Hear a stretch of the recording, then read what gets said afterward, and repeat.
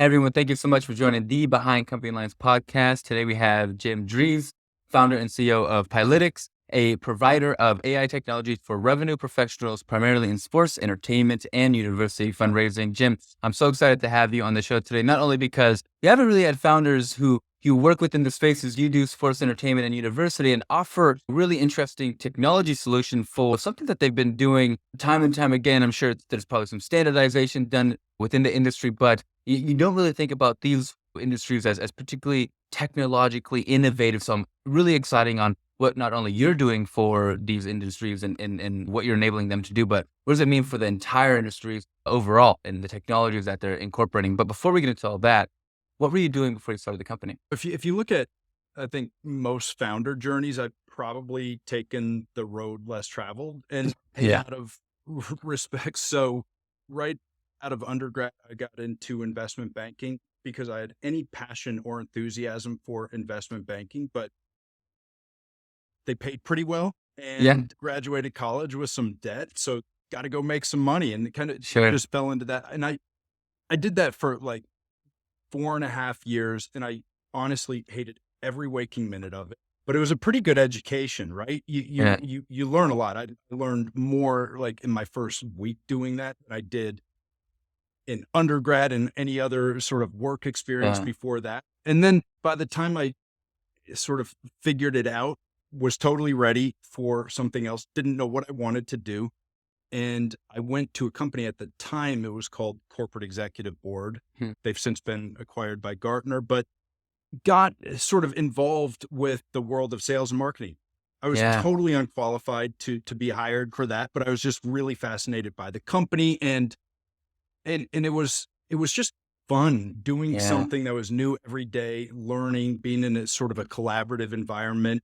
To this day, there are people that I call on from that organization, and then did that for 5-ish years, and then got into parlayed that experience and that kind of skill set that I was Yeah. building and got into a tech company, a smallish tech company. And I was responsible for launching a new product there. And then I ended up leading sales and marketing. And over that time, we took the company from a couple $1 million top line up to almost 15 when I left. Yeah. And, what I kind of, as I was going through that, I was kind of always looking ahead. What was I going to be doing next? Didn't Yeah. really know, but I was just like noticing challenges that I had at the tech company, as well as the previous experience. Like, where are there sort of product areas? I did fall in love with product development when I was working Hmm. at the tech company. And was job was winding down, it sort of came to a place where I said, it's now or never. I've always kind of had that thought, maybe I'll be an entrepreneur one day, Yeah. but never really had like the idea that I was so passionate about that I had to do Yeah. it. And ultimately what this company became was sort of grown out of that passion of like, Yeah. and this gets into this company now, but sort of how do we sort of get all the clutter out of the sales and marketing process so we can really Sure. understand like where deals are and where should we be focusing our time? Yeah. Because what I had found, like, salespeople in any revenue capacity, they're human beings, right? And we all get like tunnel vision. We all have biases, tendencies, whatever you want to call it, where like you'll spend so much time doing one thing Yeah. and focused, and you're sure of the outcome, and then it doesn't happen. Yeah. Why, Yeah. right? And wouldn't it be nice to know that we are spending time in the wrong places earlier before we like spun our wheels and wasted so much Yeah. time? So yeah, that's what I was Yeah. doing, and kind of the journey to starting this. Yeah, it's so fascinating thinking about, obviously you want to jump into politics in a moment, but it's fascinating to think about the transition from the sales you were doing into software sales. And I'm curious, who were the kind of the buyers that you were talking to previously before you went into software sales? And what would you kind of define as something that's uniquely different about selling between different industries that is an adjustment that most people have to make, whether it's coming from one to the other or vice versa? Well, so I was really fortunate in that I got to work with huge publicly traded companies. I think at one point we were working with like 80% of the Fortune 500, Wow. and and selling solutions to salespeople. And as Yeah. it turns out, like you've got to be on your game and you've got to be sharp and Yeah. you've got to be able to listen and volley, knowing. I don't know if I can say this on this, but like I'll say it this way. You You say can't whatever you want. BS a BS. You can't Yeah. BS a BSer, right? And Right. so what I learned is the process of selling is really not about talking about how great products are. It's really understanding what challenges are, what it's a cliche, but what are those things that are keeping people up at night when they're thinking about how to get their Yeah. job done effectively. And so for me, that was just like the greatest learning Yeah. experience. And then translating that into software sales, I'll tell you, Julian, there wasn't. It's really, if you learn sort of the art of listening and Sure. not just and waiting for people to finish their thoughts and making sure Yeah. that you're allowing them to express themselves thoroughly. I really look more at sales, and again, this is now the third company where I'm involved in sales to some degree, but start by listening, right? Yeah. Yeah. And people will tell you what their challenges are as long as you're asking the right questions. Yeah.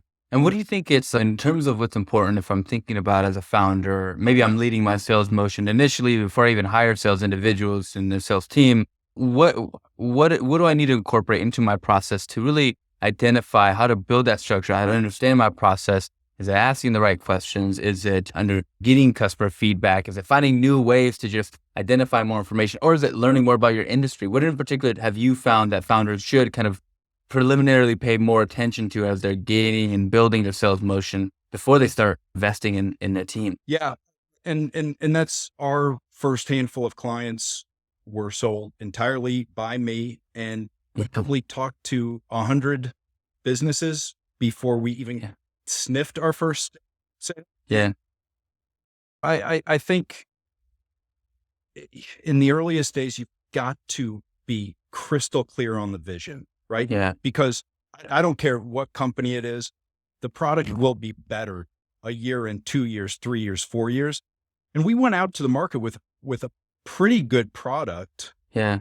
but it was nowhere near sort of the level of depth, and certainly hadn't been informed by any user feedback at that point. And so really kind of making sure that we're clear when we're talking to prospective clients about the vision, making Yeah. sure that the vision does something for them, right? And it makes no difference whatsoever. If your vision doesn't Yeah. align with their problems, you can have a nice conversation, but don't kid yourself that like this is where you Yeah. should be focusing your sales efforts. Yeah. So yeah, I think as long as you're asking questions that figure out, is this somebody that, ultimately is going to be a good partner for us and sort of grow their organization into whatever product we're selling? Yeah, Yeah. I think Yeah. that's where you have to start. Yeah. And you're thinking about those conversations a little bit more. Where in the sales process do you find most companies having a challenge of finding that insight? I think about our sales funnel at my company, and we know that if we're lacking in open rates, for instance, just talking about email outreach, where if we're lacking open rates, we need a better subject line. If people aren't clicking and having a call to action, we need to have better messaging or shorter messaging or more concise, more branding. And then if there's so many measurements that I think help us signal where we need to improve, but I think there's always areas that we're missing probably. And what have you seen most founders or organizations not consider in terms of the sales process that ends up being more of an issue later on that they just unaware of? Yeah, and when I started this company, I probably didn't think in those terms, Sure. for better or for worse. But I will tell you, at some point during every sales process, somebody's going to want some proof of life, right? Sure. They're going to want some evidence that this is going to work for them, and very often that involves talking to another client. I think one of the things that Yeah. we did, and we made like, and I won't bring everybody into this. I'll say I made a million mistakes, especially in the early days of the company. But if we did anything really, really well, it was sort of really putting those first 2, 3, 4 clients in a bear hug, making sure Yeah. that they were using the product, making sure that they understood it, and effectively sort of accelerating their ability to advocate for us. Mm, Because like at the end of the day, we can talk about how great we are all day, every day, and can get people involved in the vision. But at some point, people are going to want to see yeah. evidence, and they're going to look to somebody who's sitting in the same seat that they are, right? Yeah. They know that I've got a vested interest. When I walk into any sort of sales meeting, people know that I have a vested interest in selling them a product and taking their money, right? I mean, Right. it's commerce, and there's nothing inherently dirty about it. But given the incentive structures, like, they want to know that this is going to work for them. And so I think one of the things that we did really well was making sure that our clients were in a position to sort of tell our story on our behalf, just based on the successes Yeah. that they've had with it. So Yeah. Yeah. Yeah. Well said. And moving into PILYTIX and what you've been able to do, describe what in particular did you see in these industries that I don't think a lot of people consider: university, sports, entertainment. What was the previous incumbent of their sales process, and what got you into these industries in particular, and what problem are you solving right now? I wish I could like tell you, Julian, this was like the vision, the strategy when we started, and it wasn't, very Yeah. candidly. And I'll kind of walk through the journey of how we ended up where we ended Yeah. up.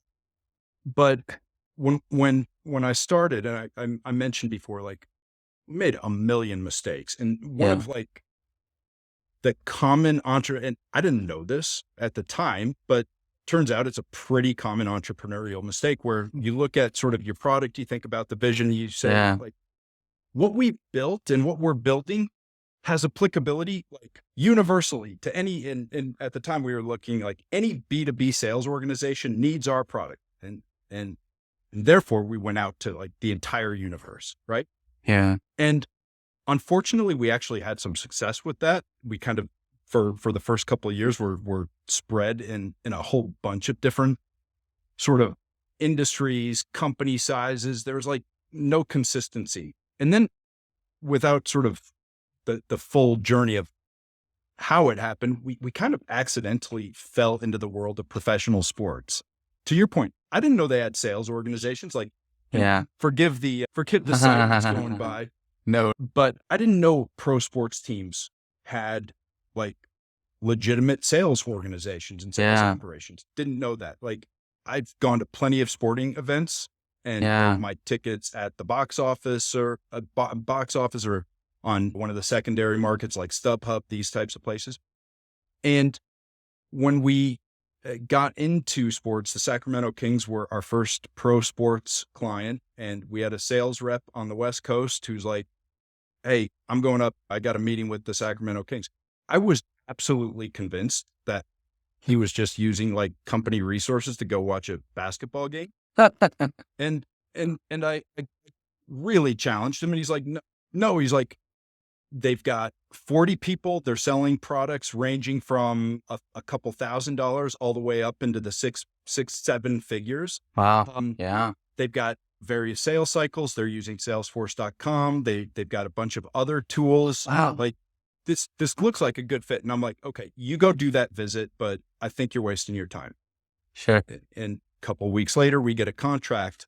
The reason we stayed in industry and are still very active in this industry is because, and I didn't know this at the time, but lots and lots of folks want to get into that space. Like, they look at Yeah. sports, they look at entertainment, they think it's got some sex appeal to it, and they want to be Hmm. around it, and they want to, and at the end of the day, we're supporting the revenue professionals. Yeah. They're surrounded by four walls and a screen, and it's like they're fundamentally not different than any other Yeah. sales organization. But the beauty of pro sports for us is that pro sports we as sports fans, we can look at them and the teams and think, oh, they're Yeah. competitive. They don't Yeah. compete for business. They don't compete for market share because they're all in different markets. And Yeah. so when you do right by one of them, they will tell their friends and Yeah. neighbors, so to speak, the folks around the leagues that they're in, that we're doing good work for them. And that's really kind of how Yeah. our first 5, 6, before we did any marketing in that space, it was just purely word of mouth. Yeah. And then pro sports took us into university sports. So I'm in Austin, University of Texas. We got in with their senior associate AD, who's coincidentally, she's now working here at PILYTIX as our VP of marketing. But at the time, we had this hypothesis, like the large schools are selling very similarly to the pro sports organizations that we were working with. And so through the University of Texas, we got into college sports, same type of business, but we were there for maybe a couple of weeks before people at Texas started coming to us saying, hey, can we apply sort of the same tools that you all are using to help us fill the stadium? Can we use that to identify new donors, to help our gift officers sort of accelerate their processes, that type of thing? And a budding fundraising business was grown. Yeah. And describe what the technology allows them to do. What kind of insights are you gaining as a sales team? Just to paint the picture a little bit more of, I'm a user, I've been doing this process. I finally get this new tool, PILYTIX, and then what am I enabled to do? How is my effectiveness increase because of this new tool? Yeah, that's a great question. So we've taken the approach of taking very sort of specific elements of the sales process and building tools around them, because I think there's a lot of tools that especially in this, call it sales enablement space, where people sort of have packaged their tools as like the be all end all, like buy this product and your sales are going to grow up. We take a very granular approach, and the granular approach goes like this. We start at the top of the funnel, right? How do you identify your best leads? And we are operating in spaces, and think about it, sports buyers or donors to a university. There's a lot of people who are able to write checks to either buy those products or make those donations. How many of them are interested, right? And historically, what these industries have done is they've just like smiled and dialed. They've gone through these huge, long lists and just called and emailed and all of this. And our whole approach is, how can we sort of enable them to work smarter, not harder? So we start at the top of the funnel, figuring out if you've got a contact database with 500,000 or 1 million people in there. Most of them are not going to buy. Most of them are not going to write a donation check, right? Yeah. So what are sort of the signals in the data that align with people who are interested, right? And you mentioned a couple of them earlier. Are they opening your emails? And these are just a few examples. Are they opening their emails? Are they going to your website? Are they clicking? Yeah. When are they doing this? How often are they doing this? Have they ever bought a product? When did they buy? What did they buy? How often? And so we're looking for we always look at any sort of demographic or infographic if we're talking B2B, but we're looking for those attributes to kind of as a baseline, like, is this person capable of buying our products or making a donation? But then it really comes down to the interest level. And that's the hard part, because interest levels are fleeting, and somebody who's interested today, are they going to be interested a week from now, 2 weeks from now? Maybe, maybe not. But best bet is, if you know that they're interested today, get them in the hands of, get those prospects on the desks of your revenue professionals. And we've got other tools, like the first tool we ever came to market with, and it continues to be our number one seller, is a tool. It's called the Pipeline Accelerator. And really it's designed to sort of take the rep bias out of how they prioritize their efforts, right? And this just gets back to the humanity of all of us, where we will read certain signals, or we'll have some compelling reason to like focus a lot of energy on one prospect. And that's great if that prospect ultimately yields the result we're looking for. But more Yeah. often than not, Yeah. we're spinning our wheels, right? And so Right. we've got a tool that makes sure that helps reps sort of kind of clear through the clutter and focus on those opportunities that they should be, so that they're Yeah. not wasting their time on frankly folks that are Yeah. never going to write a check. So Yeah. And how got has a few been, others, but I mean that gives yeah. them hopefully a flavor. Yeah, no, and it does, and obviously it sounds all great, but and how are you able to kind of offer that transparency in such an opaque kind of landscape in terms of it's hard to gather that data from these different resources? Because yeah, it's great to say, but like clicks and email tracking, completely different platforms that don't Yeah. necessarily communicate.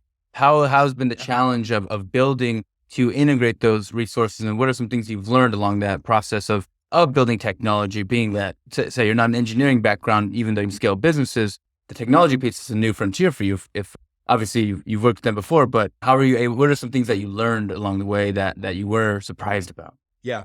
What you just said was one of the big learnings, because we'd go into a lot of organizations early and they'd tell us how well their data was integrated. And in a lot of places they'd say, "Oh, hey, everything that you guys are talking about in terms of some of these behavioral attributes, we've already got them in Salesforce."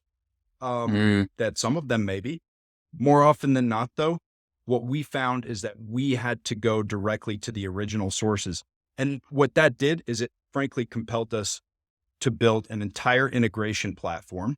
yeah, And we had to do that sort of side by side. We had products that were market ready, but we had to build this integration platform. So what ended up happening is we had to invest an awful lot of time, a lot of hmm, manpower, and frankly, a lot of money in building an underlying platform that was powerful and nimble enough to deal with all sort of the digital marketing systems.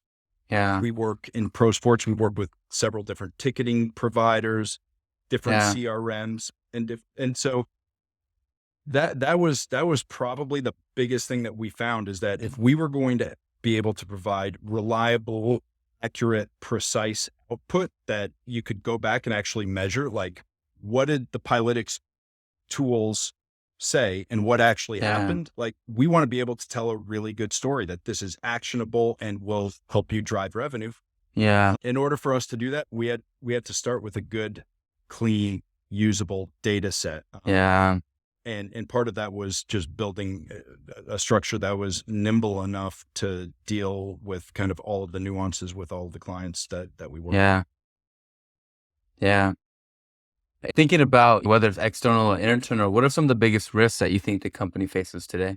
Biggest risks? Yeah, Yeah. Well, I mean, I think any company and any founder always has to be concerned about competition, right? yeah, And I think one of the things that we have to acknowledge is the best products don't always win, right? yeah, And good packaging and good presentation and great marketing can certainly beat a great product. And so when yeah, we look at our risk, like we've got to consistently tell our story and make sure that we continue to differentiate ourselves and hmm, differentiate what we do, how we do it. We've taken an approach of being like totally open and transparent. Like if you want to look under the hood, look under the hood. yeah, There's always some risk that somebody who's really sharp could look deep enough under the hood and start to recreate our tool sets. And I suppose that's a risk to some degree, but frankly, we'd rather err on the side of being totally transparent because we want yeah, people to know what they're getting. yeah, So, and then there's always, I would say the biggest risk, and unfortunately learned this lesson the hard way, is the risk of the unknown, right? yeah, When March of 2020 came around and our company was growing and we were hitting our stride and we had lots of pro sports clients and they were like driving good results and they were talking about it. And frankly, yeah, they were marketing us for us. Then the whole industry stopped on a dime. yeah, And so like, hopefully that's a once in a lifetime, like cataclysmic event. yeah, But, you know, none of us know with any certainty what's around the bend. And I think one of the things that we learned from that episode is we learned a lot, but you've got to be nimble. Yeah. At the time, 90% ish of our revenue was coming from pro sports. That 90% went down to zero, like almost overnight. Yeah. We had long-term client contracts, but at the end of the day, like, it's good to have focus. It's also good to have enough of a diversified revenue base so that if, God forbid, something happens in one sector, that, you can keep the lights on and keep going while you're waiting for things to bounce back. And pro sports eventually bounced back, but it was, I mean, I hope that's not a risk, but who knows? Who knows? Right. Yeah. There's another COVID. Yeah. Agreed. If you think about if everything goes well, what's the long-term vision for the company? Yeah.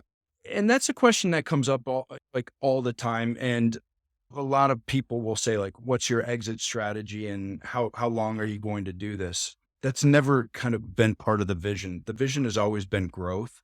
Mm-hmm. And in the back of my head, I can say if we're growing, there will always be opportunities, but get really good at what we're good at. Scoop up as much market share in the markets that we're currently in between pro sports, entertainment, and certainly universities. That's a lot of terrain for us to cover.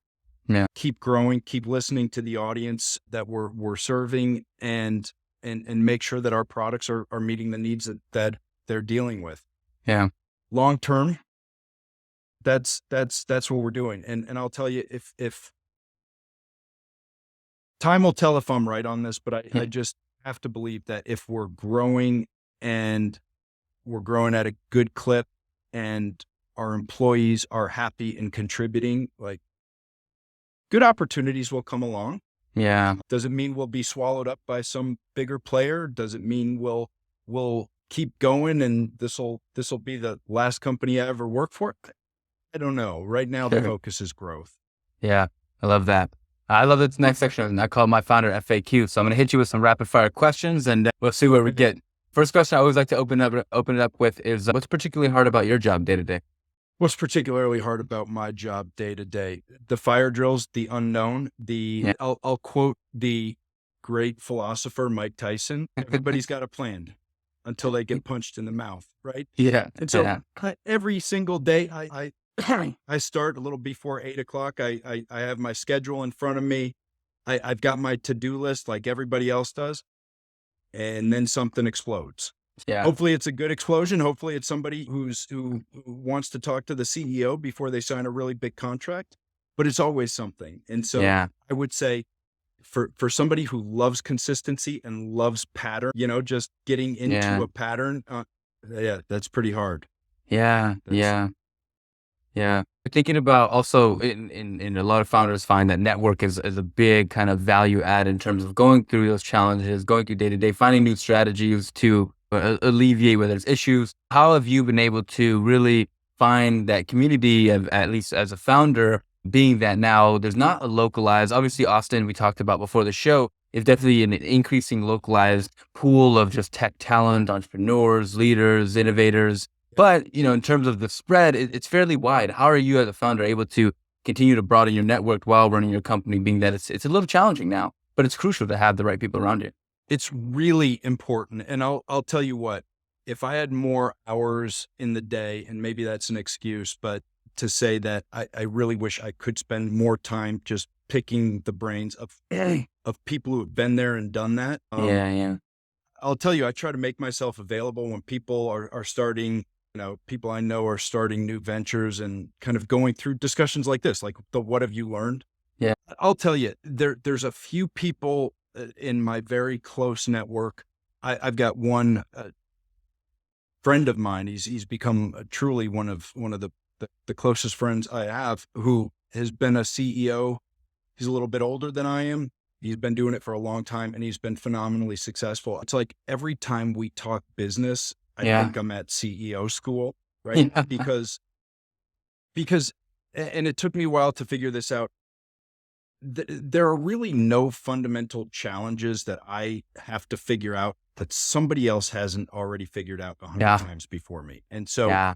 there are a few people, and I'll tell you what, I've also talked to other founders who you ask them kind of what they did and they either clam up or they talk about luck or that type of thing. And I'm like, man, we're Not just helpful. not going to vibe because I Yeah. don't believe in the concept of luck, good luck, bad luck. Sure. And so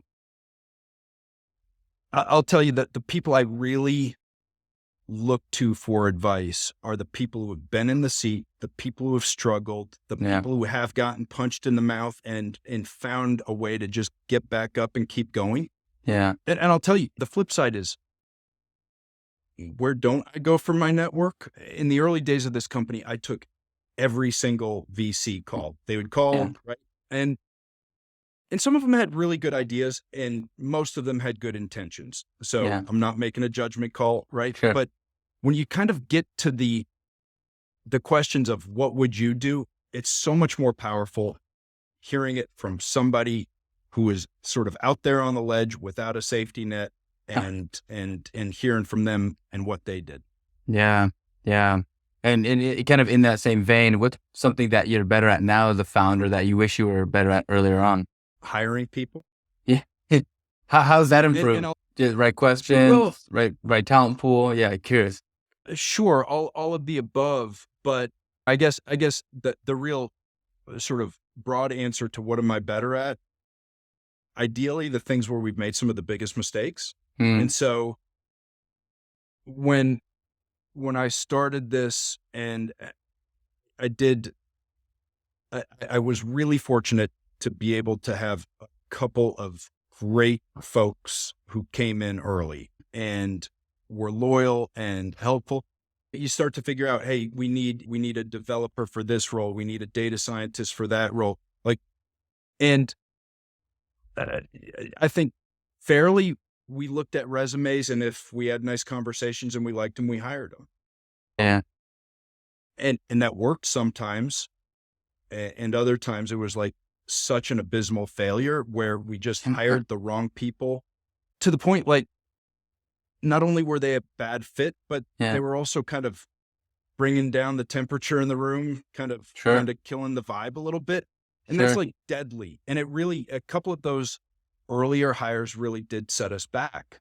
And what we do now is, and we tell everybody when they're interviewing with us, like, it's going to be a process. You're not going to talk to one or two people. And I don't care if it's like for an entry level where if you flame out, it's not the biggest deal, or all the way up to like the type of level.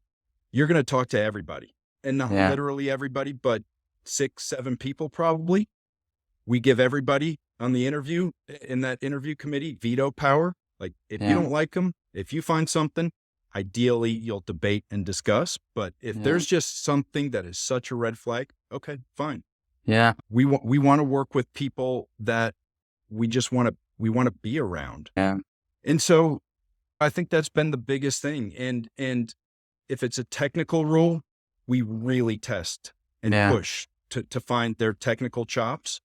If it's a sales and marketing role, we want some evidence that they've done it before, but then we want to figure out, like, how are they going to adapt? Yeah. Universally, I'm the last person to talk to somebody in the hiring process. I almost never talk about their skill set. I'm just trying to figure out character. Yeah. And it's hard, right? People know how to interview, but one of the things, and I guess the final thing I ask anybody, in addition to, if I figured out that they've got, it looks like integrity, they're a good character, I also ask the question of, like, what's your long-term dream? Yeah. Right? For yourself, what's your goal? Right? And I think most people tend to give a response that they think I'm looking for. And I encourage them to back off. Like, your goal is not to be a senior vice president, like your dream. That's nobody ever dreamed of that. What's You your never dream, know. right? Maybe PILYTIX. Hey, well, I'd like to think that, but everybody's got some ambition outside, right? Right.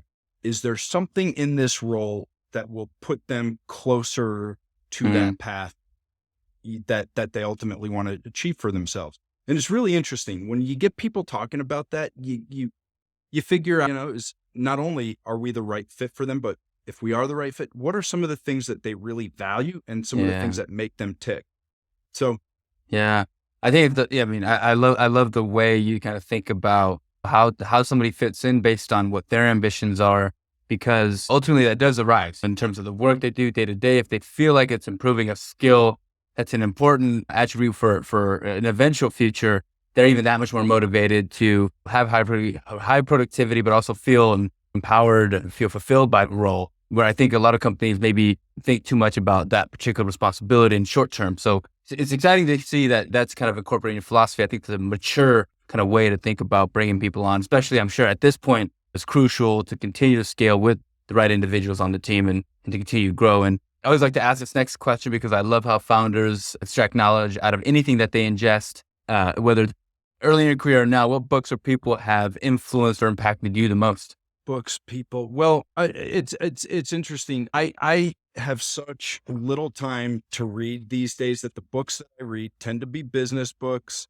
and they tend to be books that are directly related to the industries that we're in, and very often, Hmm. look, it's 21st century. I think a lot of people are writing books to have some Yeah. sort of market influence. Oh, there's the one I most recently read, and it did give some really good ideas. It's all sort of about the next wave of philanthropy and what do Hmm. we have to think about to sort of like achieve larger fundraising goals. A gentleman out of Australia called Ryan Gennard, and he's in Australia now. I got to know him a Yeah. little bit when he was here in Austin, but just like anybody who can kind of look at the same thing I'm looking at and just have Yeah. a totally different point of view on it. I'll tell you, I am not above sort of the 2 minute sound bites, that world that we live in, where like you get on social media Yeah. and I will follow people Sure. specifically on LinkedIn. I really don't spend any time on any of the other platforms, but on LinkedIn, there's a woman that I used to work with. She's got a huge following in the sales and marketing space right now. Her name is Jen Allen. She's with a new company, I believe it's called Lavender. But like then again, it's just like Yeah. anybody who can give you in the 10 minutes that you're in the car or on the subway or the bus coming to work, like anybody who can give you 10 minutes of like really impactful, thoughtful, Yeah. just common sense business advice. And that's actually an example. And there's a few of those, but that one that I just mentioned, Yeah. we've got pretty much our whole revenue team here sort of like pretty religiously following Yeah. that one because it never misses. And so Yeah. I don't know. One of these days, I might have a few more hours to pick up a few books, but Yeah. these days it's kind of reserved to folks that are sort of influencing and trying to influence the spaces that we're playing in. Yeah. Well, I love to ask that question too, because founders find inspiration out of so many different ways. And it really shows how many niches are out there for you to listen to one thought leader in your space, me, another founder, and how exciting it is in terms of the shared information. But also, I think what I love about this podcast is you seem to you tie the thread with how businesses operate and how people are really thinking about not only the buyer journey, what they're delivering, their value, their product. And it's super cool to learn from those individuals like yourself as well. And I know we're coming to the close of the show here, Jim. So last little bit is I want to make sure that we didn't leave anything on the table. Is there any question I didn't ask you that I should have? Anything that we didn't chat about that you wanted to bring up? Anything left on the table here? Oh, this is your show. I'm just going along for the ride because I'll tell you, like, I really do enjoy these conversations, and I will, without sounding hopefully like I'm pandering to you, I will say I think what you're doing is playing a really valuable role because I think there are a lot of people out there, and I was one of them at one point, where you're thinking of starting something and you don't know what you don't know, but I figured probably I would make some mistakes. I figured I had a good vision, but Yeah. there's so much between those 2 points, right?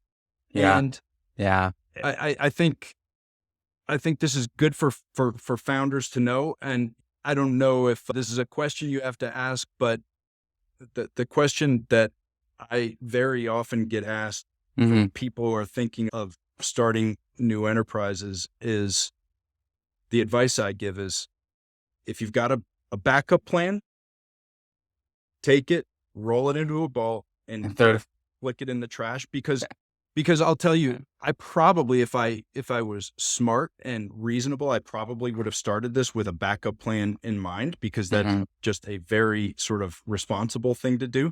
Mm, But none of us know what we're getting into entirely when we start these things.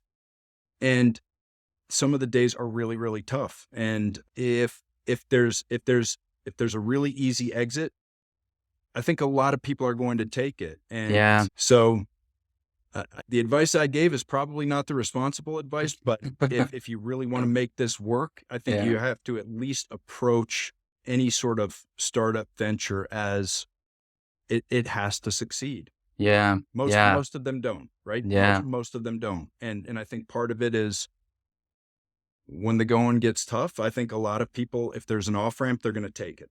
Yeah. Yeah.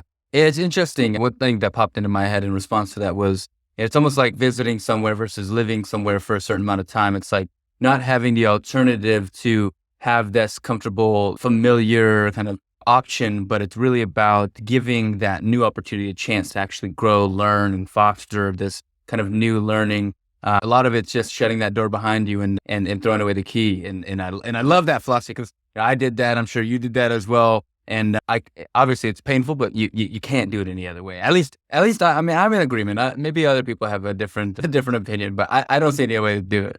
Yeah.